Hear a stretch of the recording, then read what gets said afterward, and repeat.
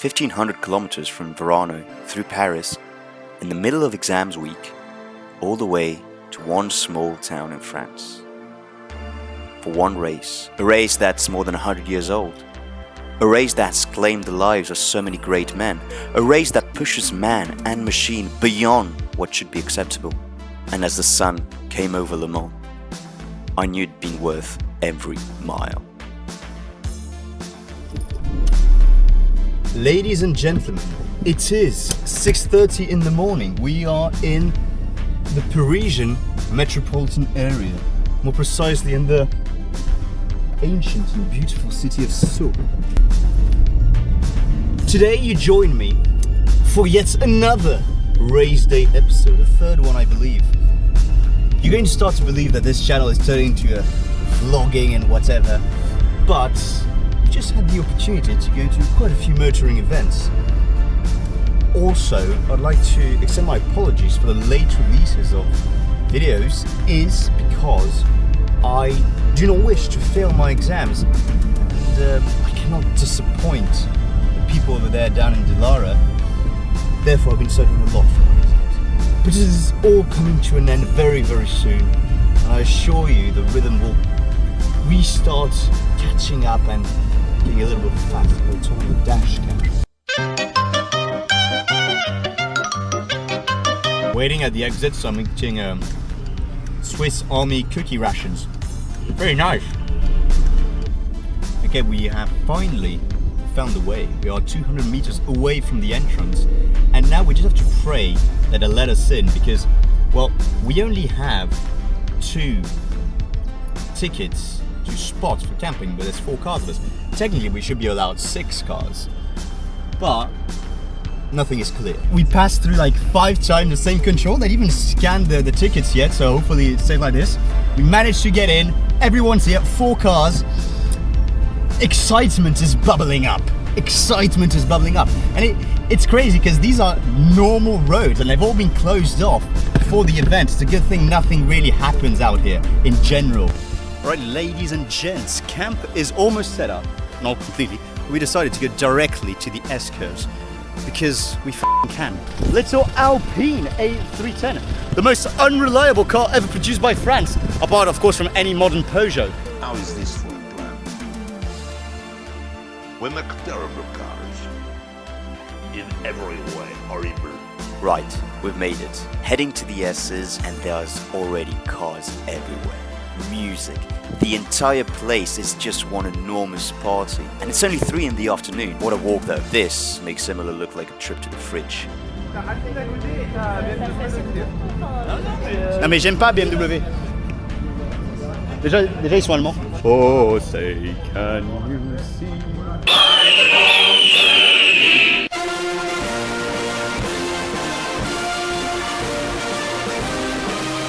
Okay, so we just went up the stairs and we were treated with quite a sight. Yeah, this looks like mostly LMP2, and it's crazy to see how small the prototypes, whether it's hypercar and LMP2, are compared to the GT cars.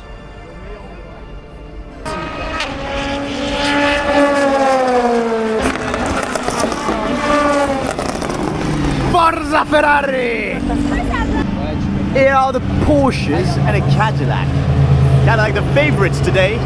Of course, a car made by Delara. So it's actually an Italian car and not an American car. La Monca! La France!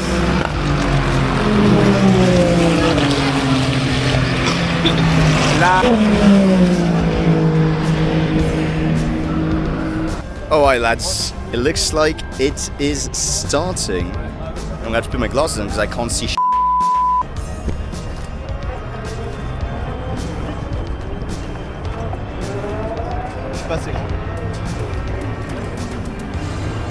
Voilà, Lucie l'espace.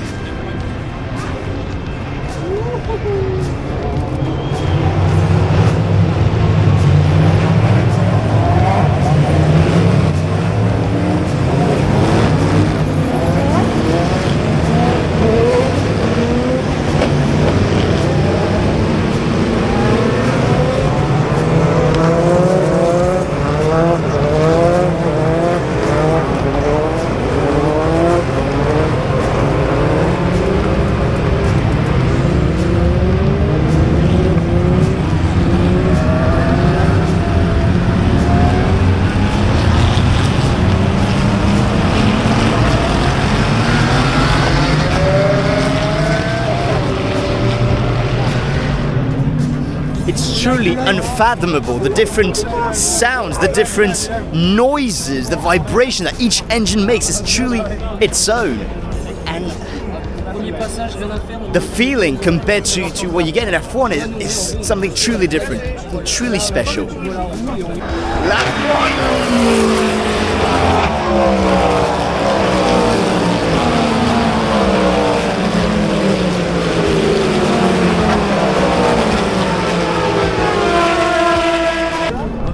It's crazy, the sound of those hypercars. The Cadillac truly makes like a low, grave sound, while the Aston is screaming up high. We've got a couple crash parts from an Aston Martin.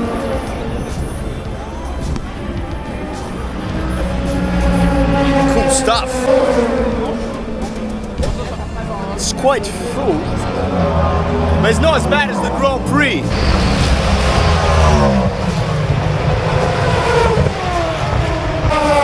Right, we've relocated once more to the karting corner. Just got blessed with a magnificent sun setting in the La Sarthe region. Unusual weather for the mall where it should be raining all the time, but this is nice. This is very nice.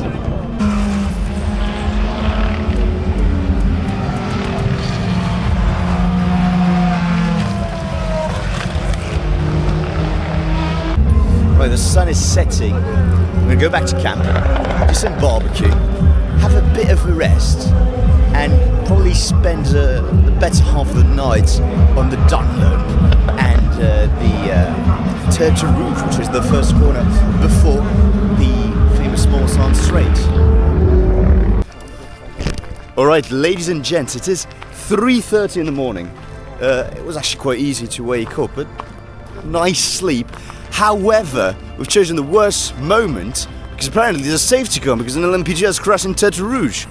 But it doesn't really matter, does it? Because the time it's going to take us to get there, the safety car will be well cleared. People are cold, but it's not that cold. It really isn't.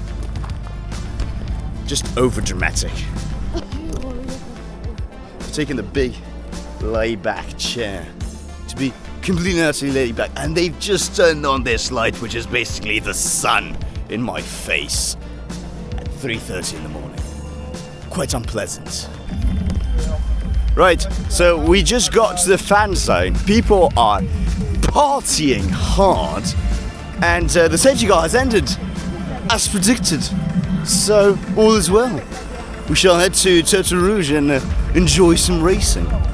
It's going to be quite epic. Right, I promised Tertre Rouge, but we got distracted.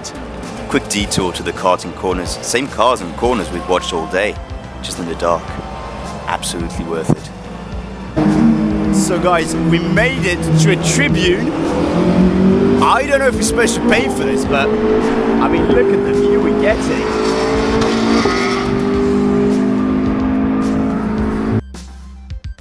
And then the Ford curves. From up here in the grandstands, the cars don't pass so much as pour through. A river of light and sound that simply refuses to stop. This, right there, this is why I came. Alright, ladies and gents, we are finally going to go to the Dunlop. The thing is, we saw this grandstand and we thought it'd be a stupidity not to make use of it. And it was a truly good idea. Now the sun is starting to rise. It's time for us to go and see that other part of the track that we need to go to, which is of course the start of the track. Most of the Bugatti circuit, right? So that's where we're going next. We're gonna go in the main grandstands. Very famous. Never been here, know my way around. Oh my word. Oh my word. Look at that!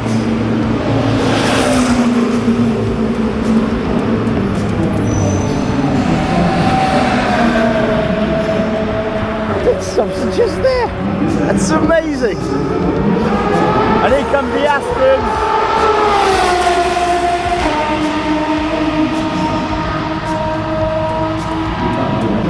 C'est incroyable ce qui se passe. Guys, this is absolutely unbelievable.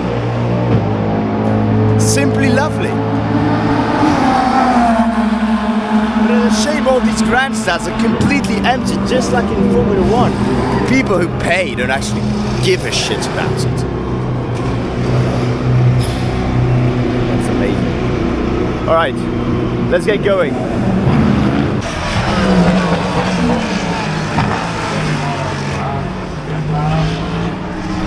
Here we are then, the Dunlop, the most mythical corners of motor racing.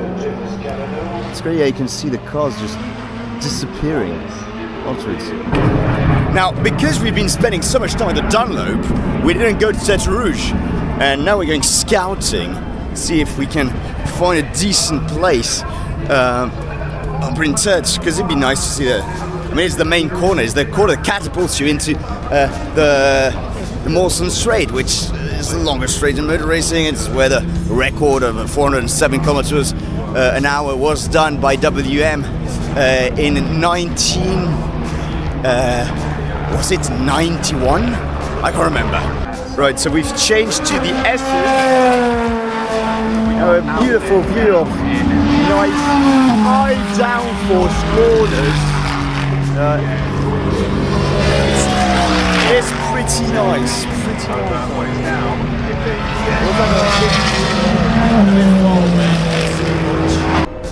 So something quite unfathomable happened.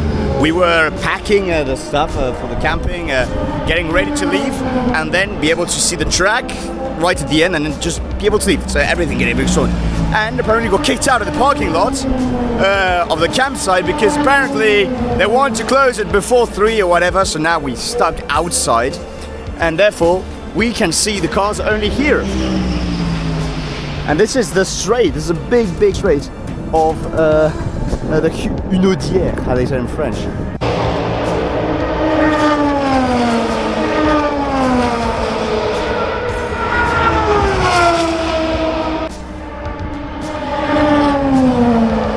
Here on the straight, it's much easier to hear the sound differences of the different cars, even though you can hear them very well.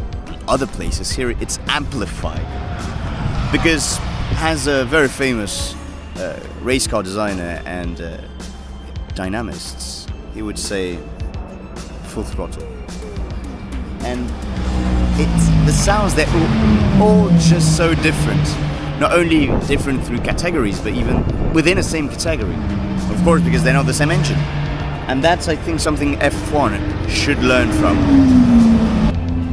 Here they are. The best sounding car and the slowest hypercar. And that's the race winner, Robert Kubica. The folks at Dallara are going to be happy. And therefore, folks, on that terrible disappointment for me, I'm afraid it's time to end. Thank you very much for watching, and I'll see you in the next video. Hopefully, we actually start building the car.